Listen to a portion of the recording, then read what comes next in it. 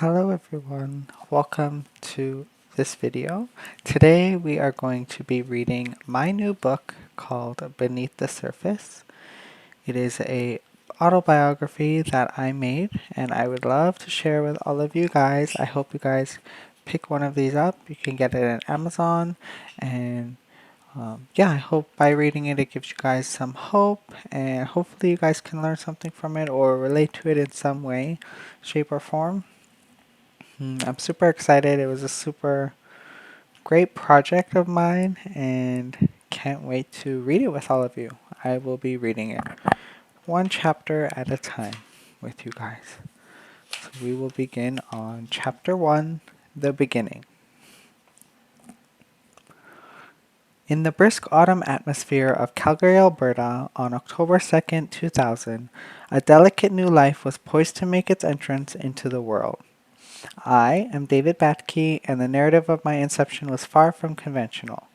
Even before drawing my inaugural breath, my tale had seized the focus of medical professionals, instilled a blend of trepidation and optimism in my parents, and bestowed upon me the moniker of Miracle Baby. The narrative opens with the account of my mother, a resilient individual who had previously given birth to 3 healthy boys. However, during her pregnancy with me, the circumstances took a stark turn. Routine ultrasounds revealed distressing findings. Medical professionals conveyed the alarming news that I was showing signs of lacking a heart, a brain, and severe abnormalities in my stomach. This devastating diagnosis shook my mother deeply. How could her child face such daunting odds? Refusing to accept this grim prognosis, my mother sought a second opinion, switching medical providers in search of clarity. This new medical team confirmed the presence of both a heart and a brain. Yet, the situation remained far from reassuring. They identified serious complications affecting my bladder, kidneys, and stomach, leading to a diagnosis of right nephrectomy due to multicystic dysplastic kidney disease and posterior urethral valves. The chances of survival seemed slim, with only a 25% probability of overcoming these formidable challenges. Nevertheless, amid the veil of uncertainty, my family clung resolutely to hope. My parents made the deliberate choice to bestow upon me the name David, a name symbolic of fortitude, perseverance, and belief. They aimed to grant me a sense of identity, prepared for any unfortunate outcome that might unfold. As the anticipation date of my birth drew near, my mother encountered a false labor episode, intensifying the prevailing anxiety. Medical professionals cautioned that an early arrival would further diminish my already precarious prospects. That is the end of Chapter 1. Chapter 2. A Fight for Life. On an eventful day in October, my mother went into labor, bringing me into the world at 1:47 p.m., nearly 3 months ahead of schedule. Weighing just 3 pounds and a few ounces, the circumstances surrounding my birth were fraught with turmoil and anxiety. As I took my first breath, a desperate gasp, there was a moment of eerie silence as my heart momentarily ceased its rhythm. Code blue! Code blue! The delivery room erupted into a frenzy as a team of medical professionals rushed to resuscitate me.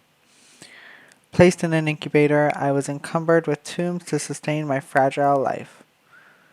My parents, unable to hold me, stood by, witnessing the medical team's frantic efforts to save me. Each passing moment felt like an eternity, with my survival hanging in the balance. Then a critical juncture arrived. After a harrowing 5 minutes, a physician made a bold decision to puncture my lung in a last-ditch effort to prompt a breath. Remarkably, it was successful. I drew in a gasp of air and my heart resumed its steady rhythm. It marked the first of so many challenges I would overcome in my life. During the following 3 months, the incubator provided me solace amidst a series of surgeries causing my parents immense anxiety, ranging from a double hernia to a vesicostomy and a kidney extraction. I underwent various medical procedures. Despite the pain and uncertainty, my parents unwaveringly supported me. It was on my father's birthday, precisely 8 days after my birth, on October 10th, that he held me for the first time. Throughout the challenging nights, my mother's soothing lullabies calmed my erratic heartbeat, providing comfort in the midst of turmoil. Our song is You Are My Sunshine and will forever hold a special place in my heart. After months of resilience and recovery, I eventually gained enough stability to leave the hospital. In the early days of 2001, I made my way home, a fragile, tiny infant, yet possessing an unyielding spirit.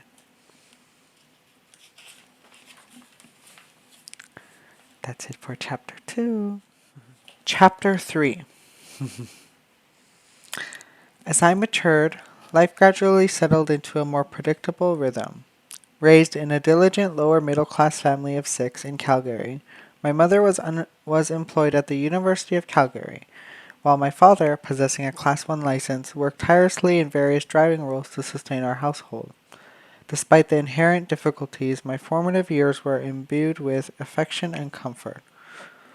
By the time I began crafting my earliest memories, my 2 eldest brothers, Joseph and Brandon, were on the brink of adulthood, engrossed in their own pursuits, work, friendships, and relationships, thus contributing to a relatively serene atmosphere at home. My brother Cole and I, being closer in age, shared numerous adventures with my father, partaking in biking, hiking, and swimming escapades. Our annual excursions to Nelson, British Columbia, where my father spent his youth, stand out as cherished moments from my childhood. Situated amidst the Rocky Mountains, Nelson exuded tranquility and magnificence, offering a reprieve from the usual stresses of life. Yeah, very, very beautiful.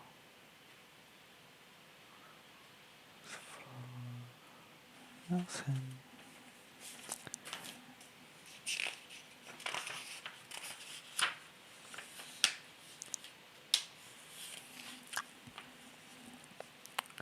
Through unwavering dedication, my parents endeavored to meet our needs, often making personal sacrifices. I fondly recall a particular Christmas when they skimmed and saved to gift us the cutting edge Xbox 360. This gesture held profound significance for us, symbolizing their love and dedication, and we treasured it dearly. Despite receiving hand me downs and second hand presents, I never felt lacking. My parents instilled in me the values of gratitude, humility, and respect towards others, sharing my perspective on possessions and interpersonal relationships. My love for cars and funniness at a young age. And this is me.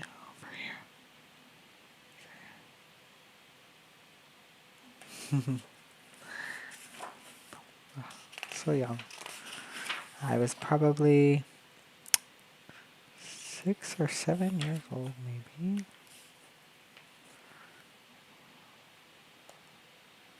Alright.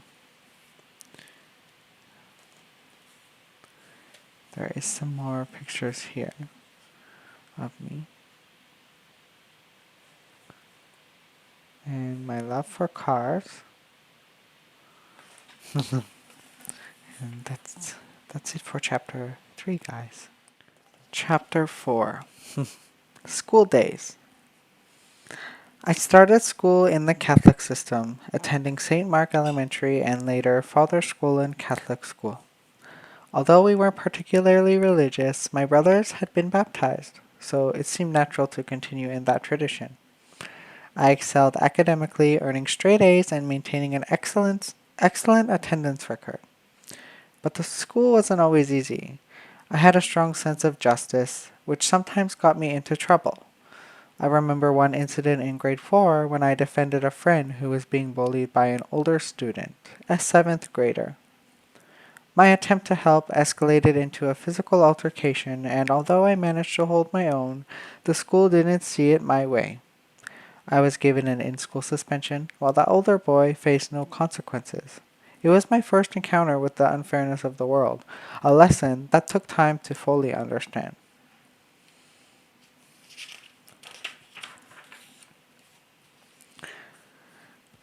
Despite my well meaning intentions, I found myself entangled in several altercations, culminating in my expulsion. This outcome left my parents disheartened, particularly my mother, whose steadfast belief was always against resorting to violence. Conversely, my father advocated for self assertion. The disparity in their perspectives led me conflicted. However, I recognized the imperative need to regulate my emotional responses.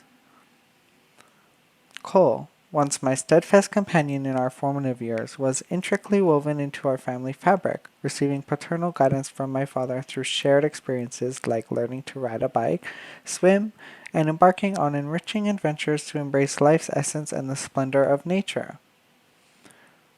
My mother and father got married in 2007 after spending 9 years together. They got married in Camrose, Alberta, with my great grandparents on my dad's side attending also. This is the photo. Camrose Bridge. And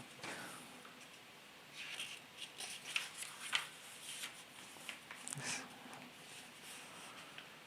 my photo. And there's me, so young, 8 years old. Not a worry in the world at that time.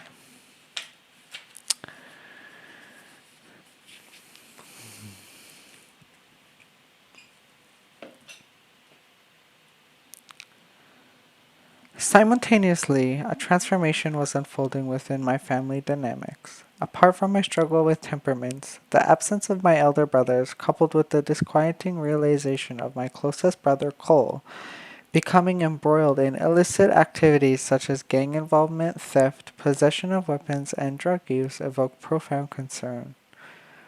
Observing my family unit unravel amidst these troubling developments, my once serene and harmonious home environment began to spiral into disarray.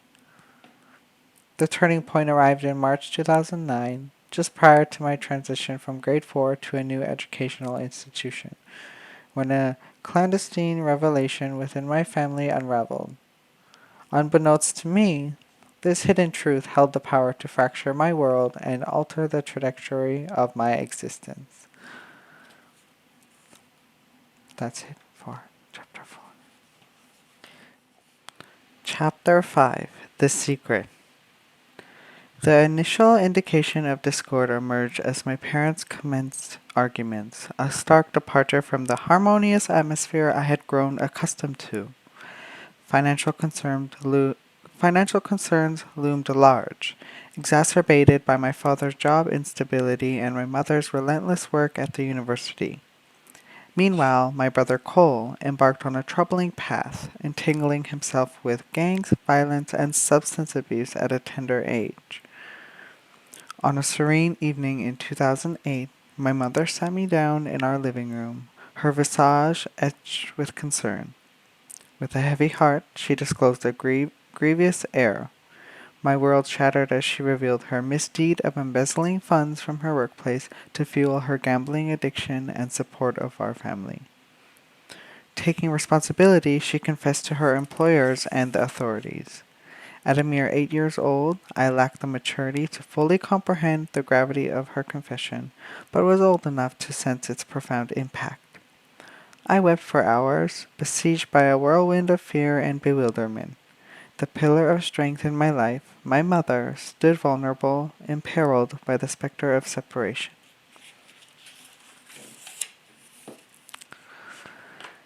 This was the most agonizing period of my life, a time when I felt my family crumbling around me. As an 8-year-old boy, I remembered curling up under my blankets, desperately trying to trap the warmth that was slipping away, just as the love and security I had known began to fade. The overwhelming sense of helplessness was almost unbearable as, night after night, I lay awake in the cold. Yet the heartbreak didn't end there. My mother, the epitome of strength, was quietly waging a war against stage 3 ovarian cancer, a battle she fought with unwavering courage. Each time she believed she had conquered the disease, it cruelly returned. Yet she never let her suffering show. To the world, she was a woman who faced life with a smile, masking the relentless fight that took place beneath the surface.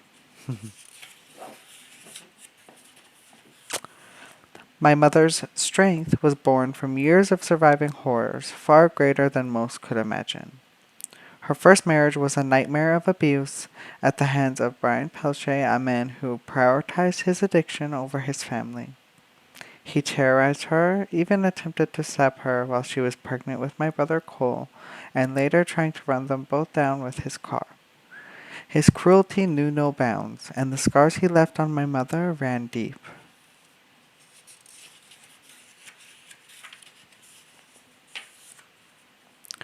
Despite the trauma and the PTSD that haunted her, my mother stood tall, raising three boys on her own until she met my father. Her resilience is something I forever admire. After everything she had been through, it's hard to imagine that anything else could hurt her more, but she endured it all for us. I'm in awe of the strength she carried, even when the world seemed determined to break her. Before 2008, my mother had to endure yet another devastating loss, the passing of her own mother in 2007. This was not just a loss, but a tragedy steeped in a sense of guilt that weighed heavily on her heart.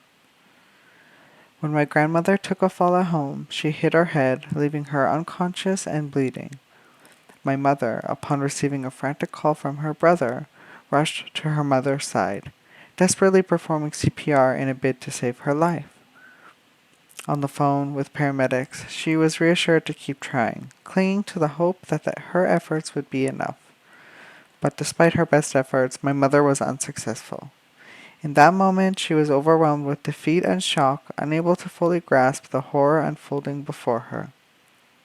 The paramedics eventually arrived and managed to revive my grandmother, but her heartbeat was fragile, slipping away repeatedly, requiring injections to sustain her.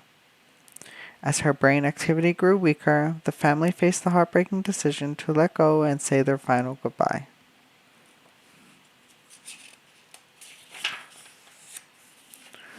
All these life circumstances evoke memories of 2008, a year of significant personal transformation for me. At that time, I navigated a profound shift without clear foresight of its outcomes. As a content and carefree child, my joy stemmed from outdoor activities such as sports, games, biking, hiking, and camping. Engaging in these adventures instilled a sense of freedom, liberating me from the burdens and anxieties of daily life. Chapter 6: The Fallout. The aftermath of my mother's admission of theft at her workplace was fraught with uncertainty. The looming prospect of legal repercussions, including potential incarceration, left our family in a state of limbo. Struggling to come to terms with the situation, my father made a pivotal decision in May 2009 to separate from my mother and take me under his care. Our departure from home was abrupt, hastily gathering our belongings before seeking refuge at my uncle's residence. However, this living arrangement proved temporary, leading my father and me to face homelessness. Our journey brought us to Brenda's house, a shelter where we resided for the ensuing 6 to 8 months. My parents found themselves entangled in a custody battle, leading to a court order that imposed strict rules on our lives. For what I felt like was an eternity, though it was only 2 to 3 months, I was completely cut off from my mother. The woman who had always been the cornerstone of my life, the source of my strength and the warmth in my heart, was suddenly out of reach. I was only permitted to see her every second weekend, a harsh reality that felt like a cruel punishment. As difficult as it was, the court order was also dictated that I was to have no contact with my brother, Cole. His involvement in dangerous and reckless behavior had led my father to fight for this restriction, out of concern for my safety. Though I understand his reasoning now, at the time it felt like yet another cruel blow. My once close bond with my brother was severed, leaving me feeling more isolated than ever. Challenge after challenge seemed to pile up around me, and my world felt like it was caving in from all sides.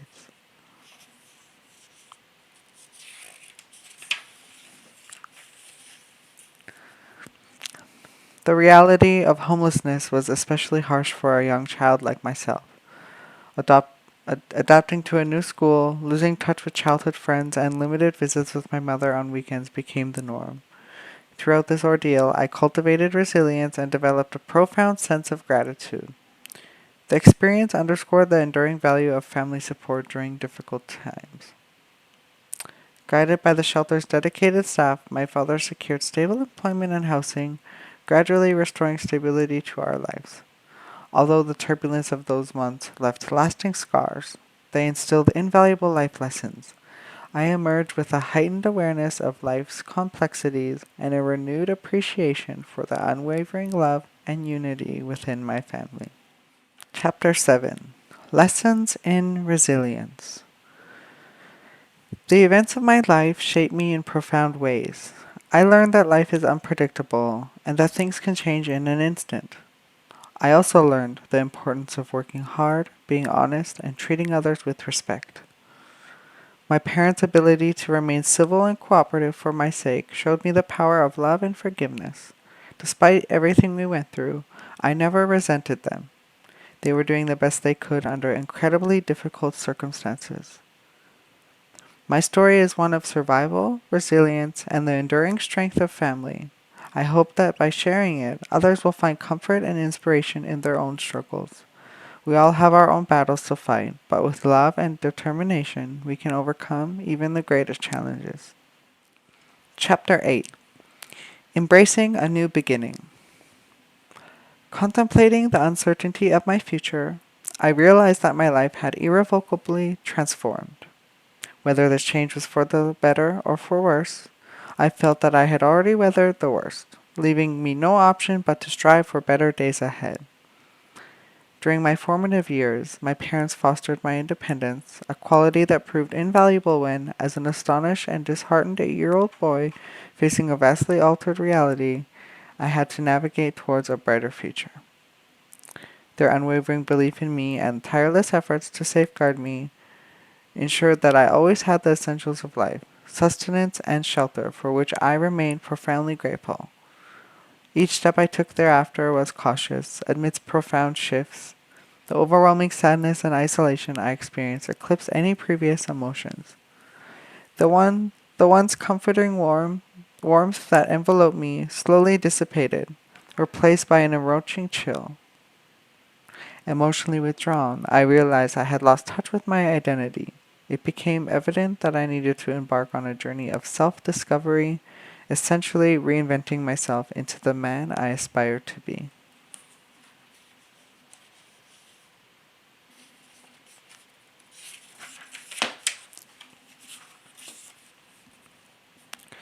Embarking on grade 5 at a new school where I was unfamiliar with anyone proved to be a compelling experience.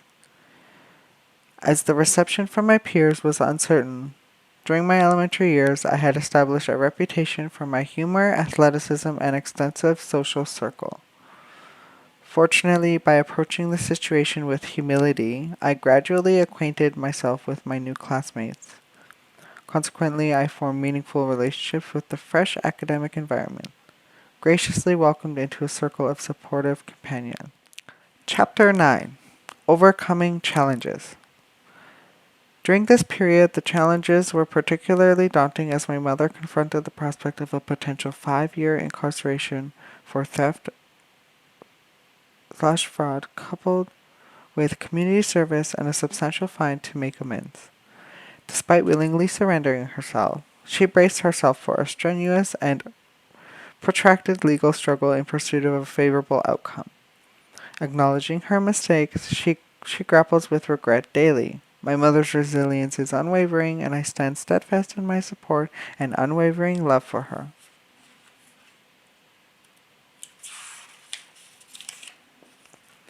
She enlisted the services of a highly skilled crown attorney, and after months of courtroom proceedings, the impending sentencing for my mother loomed ahead.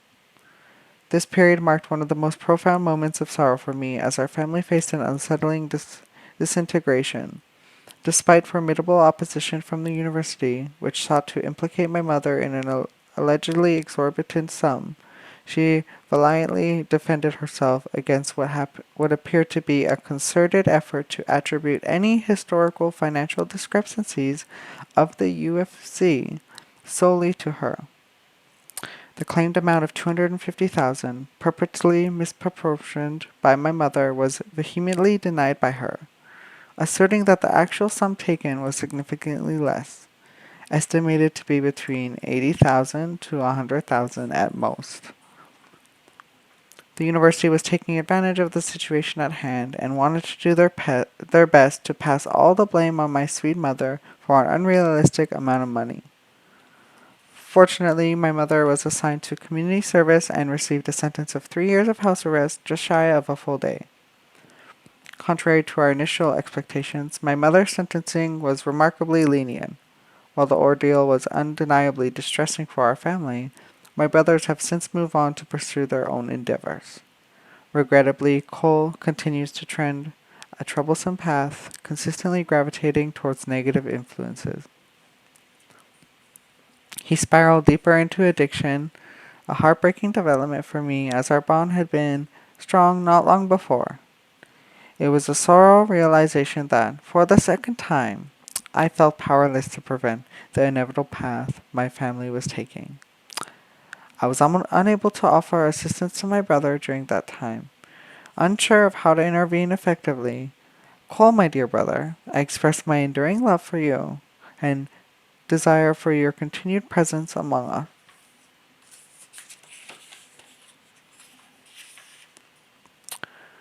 Following her sentence, my mother faced immense challenges in securing new employment, having dedicated years to a respected establishment only to be left with nothing but a tarnished record. Despite the significant drop in status from her previous position at the University of Calgary to Walmart, my mother persevered. I maintained regular contact with her, cherishing her gentle and kind-hearted nature, knowing her to be incapable of malice. Her character, pure and sincere, was at odds with the unjust portrayal society had painted of her, restricting her daily life and fundamental rights. My mother bravely faced the consequences of her actions, exhibiting remarkable strength and resilience throughout the process. As a mother of four, with a father who served in the Canadian Air Force, her unwavering fortitude epitomizes the essence of a true resilient Russian woman. Witnessing her unwavering resolve has been a profound source of inspiration for me, instilling the importance of perseverance and honesty. Acknowledging our imperfections, my mother's courage in comforting her transgressions and accepting accountability for her actions serves as a powerful example of liberation through honesty and facing the consequences head on. Chapter 10: Transitioning from Elementary to Adolescence. The challenges faced during grade 5 and 6 served as a prelude to the formidable landscape of junior high, a phase for which I felt ill prepared. Moving to a new school once more meant navigating unfamiliar terrain and forging fresh connections. The transition to grade 7 marked a significant shift, where academic rigor intensified, demanding greater dedication and focus. Reflecting on my experiences in grade 7 evokes a desire to erase that chapter from memory. Struggling to define my identity and grappling with shyness, I sought to cultivate meaningful friendships while observing the detrimental consequences of poor choices, exemplified in Cole's life. Financial constraints loomed large during this period, with my family facing economic hardships reflected in the predominantly hand-me-down wardrobe from my brothers. Despite the scarcity of resources, the novelty of even a second-hand item brought a sense of renewal. Compounded by health challenges concerning my kidney, maintaining a healthy weight presented an ongoing struggle. I often remembered walking through the front doors of school while people stared at me and laughed, belittled, threw things at me, and called me names. Faggot, broke, skinny, loser, gay became the norm for me, as it was nearly a daily occurrence. I was a target for bullying at this time and felt defeated by the world. Nothing seemed to be looking up for me, and despite my best efforts, people seemed to hate me and loved throwing more and more negativity my way. I felt so defeated, simply for not knowing myself completely, and that was my truth. How people treated me and talked to me, formed me, and manipulated me into almost believing what the bullies were saying. If I didn't know myself, then maybe they were right.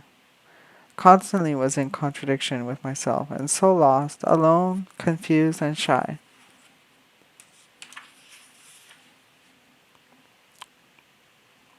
Nothing seemed to get better or change my first year, as I entered a state of deep depression about my life and everything that came to my mind. I did not want to continue on any longer. I really believed that nothing can or will get better. I was in the worst state of mind possible, and luckily did not leave this world ever so early. In my formative years, drawing strength from my mother's example, I navigated the challenges of grade 8 and 9 by amalgamating aspects of my life, past and present selves, to forge a stronger version of myself. Recognizing that resorting to physical altercations was not the solution, I also understood that enduring daily bullying and torment was untenable. Strengthening my convictions, I refused to be perceived as vulnerable or subjected to mistreatment. I asserted myself with confidence, resolutely defending my stance.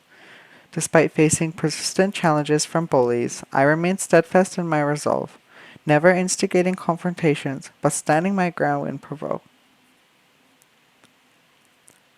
The subsequent periods of grade 8 and 9 unfolded more smoothly as life seemed to follow a relatively typical trajectory. During this time, I was confronted with offers of drugs, a temptation I steadfastly rejected, refusing to succumb to the allure of substances that had fractured my family and left indelible scars. I remained resolute in my commitment to steer clear of such pitfalls.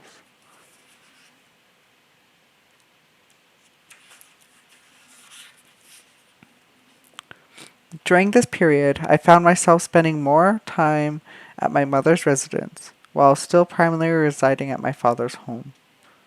Their proximity, just 3 blocks apart, proved to be a fortunate circumstance, greatly facilitating my movements between the two households. Witnessing my parents effectively co-parenting filled me with immense joy, exceeding any expectations I may have had. I was grateful for the harmonious dynamics they maintained.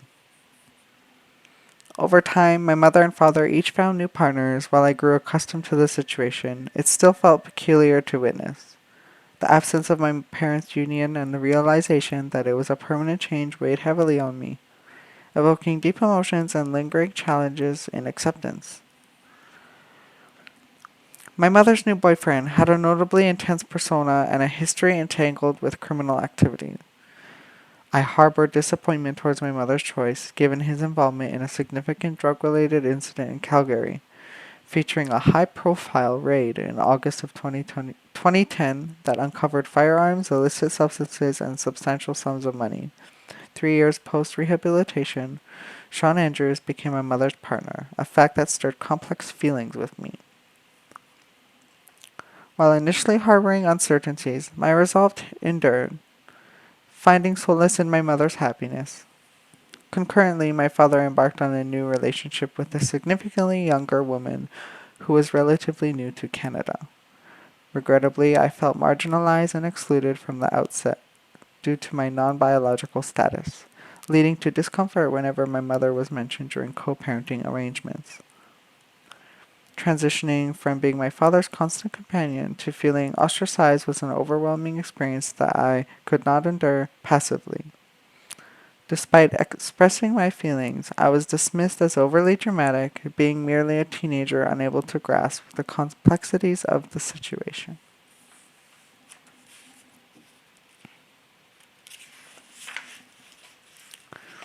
Consequently, my resentment towards living with my father intensified, culminating in a decisive move to split my time equally between my parents, alternating where I resided weekly or biweekly at my discretion. Notwithstanding the initial challenges, my relationship with my stepmother evolved positively over time. Witnessing her personal growth mirrored my own, fostering a profound transformation in our dynamic. Her presence was not only augmented by my father's character, but also assumed a pivotal role in leading our family harmoniously. This newfound harmony resonated with my father's contentment and my mother's joy, signifying a significant breakthrough for us all. Bracing change, while daunting, proved immensely rewarding as our family adapted and thrived amidst the winds of transformation. Regrettably, in my mother's situation, her boyfriend of more than 5 years chose her birthday as the moment to abruptly end their relationship. He callously handed her a card containing $50, instructed her to fix her face, and callously disclosed his discretion to break up with her, citing a loss of affection that had occurred within the initial year or two of their relationship. This heart-wrenching experience left my mother deeply distraught, prompting self-doubt and marking the third occasion in her life where she found herself heartbroken and abandoned. Chapter 11: High School. High school remains a vivid memory for me, primarily for positive reasons. The transition was notably smoother as I found myself surrounded by many friends from junior high who also transitioned to the same high school. Familiar faces made the adjustment more comfortable given that a significant portion of the student body, including grades 11 and 12, originated from our shared junior high. My journey at James Fowler High School marked a significant chapter as I navigated grades 10, 11, and 12 in one consolidated environment, a shift I hadn't experienced since my early years in kindergarten through grade 2. Throughout this period, I dedicated myself to academic excellence, enjoyed the support of wonderful friends who radiated positivity, and actively engaged in sports and fitness activities. In addition to the standard core subjects of mathematics, social studies, English, and science, I delved into elective courses such as sports performance, dance, foods culinary, psychology, and art, enriching my high school experience. During my high school years, I concurrently held a part-time position at A&W, where I eventually attained the role of supervisor and remained for a duration of 5 years. This experience not only facilitated my transportation to and from school, as I was driving at the time, but also provided financial support for purchasing meals. Working at A&W exposed me to the dynamics of the professional environment and diverse human interactions, leaving lasting impressions of both positive and challenging experiences. This period of juggling high school responsibilities and employment allowed me to gain valuable insights into my own capabilities and fostered independence, a trait that has been ingrained in me since childhood. During my junior year at high school, a close friend named Brandon faced a tragic incident when his home was engulfed in flames, resulting in the loss of all his treasured belongings and memories. This challenging period deeply impacted Brandon, exacerbated by the fact that the fire was caused by his neighbor. Amid uncertainties about their future and the usual life stresses, Brandon's family found themselves in a precarious situation. Witnessing the hardships endured by those close to me, I could not remain passive. With a lifelong aspiration to provide assistance to those in need, shape my own tumultuous upbringing, I felt a strong urge to support Brandon and his family. Their home had always been a warm and welcoming environment where our mutual friends and I gathered for meals and bonded over our shared love for hockey. Brandon's house was a central meeting point for our post-school street hockey matches during our high school years. In response to this crisis, I promptly launched a GoFundMe campaign featuring an image of their fire-damaged residence. Despite uncertainties regarding its impact, I held firm to the belief that taking proactive steps is more effective than resignation. Drawing inspiration from Albert Einstein's words, insanity is doing the same thing over and over again and expecting different results. I was determined to make a positive impact, regardless of its scale. I had initially grappled with the decision of whether to conceal my fundraising efforts from Brandon and his family. However, I soon realized the significance of relying on my community and school peers to support my friend during a challenge period in his life. Upon informing Brandon and his family, their profound gratitude was evident, though they insisted it was unnecessary, despite the optional nature of my actions.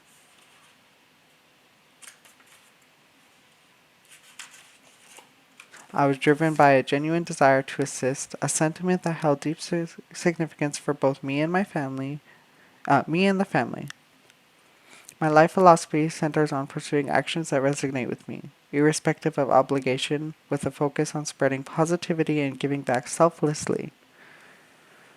Approximately 2 to 3 weeks following the tragic house fire, I successfully raised an amount ranging between $1,300 to $1,600. While the sum may appear modest, the act of contributing felt immensely rewarding to me, as it offered practical assistance to Brandon's family for essentials such as clothing, food, and transportation.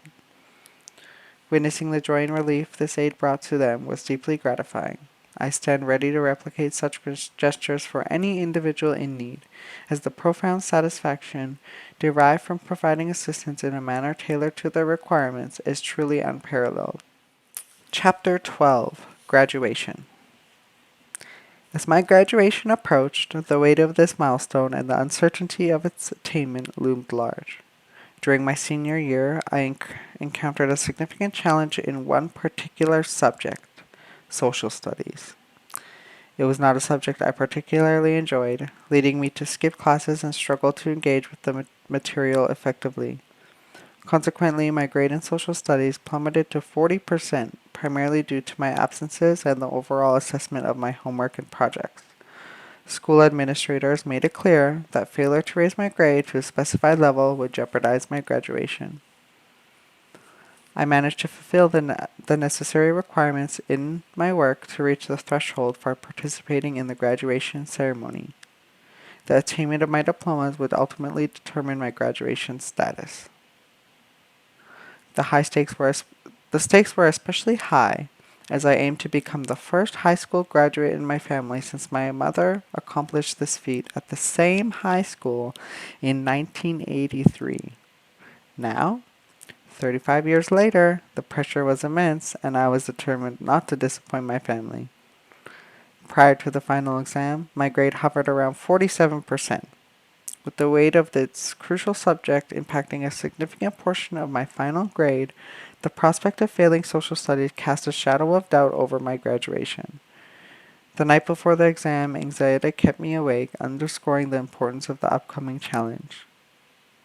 On the day of receiving my diploma, despite managing only about 4 hours of sleep and feeling fatigued, the sense of liberation from my academic endeavors was profoundly satisfying. Subsequently, I partook in the graduation ceremony and attended the celebratory dinner. These events were filled with joy, as I enjoyed the company of friends with whom I had spent 3 memorable years. The culmination of our efforts was marked by good food, music, and a collective sense of achievement. The presence of my family at the ceremony, witnessing me take the stage, brought me immense joy. Among those present were my mother, father, uncle, cousins, brothers, Joseph Cole, Aiden, and baby sister Amaria.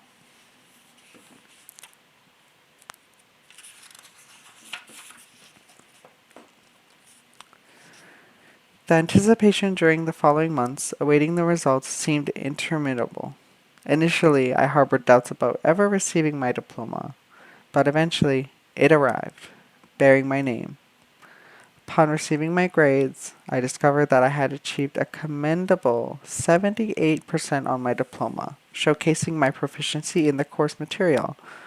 Consequently, I successfully graduated with a passing grade of 59% in social studies, albeit not stellar, but meeting the minimum requirement of 50% for graduation.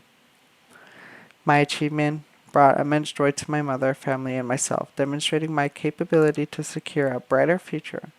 Despite my parents expressing regret for any hardships I endured, I harbored no resentment.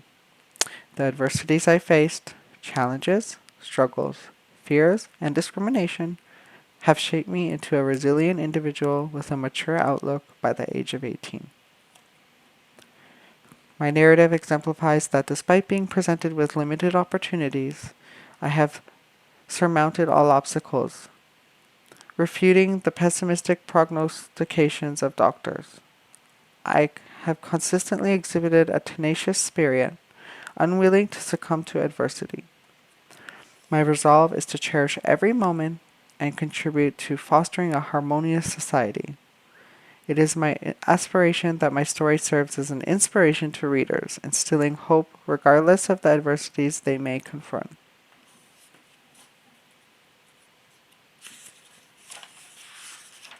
The end.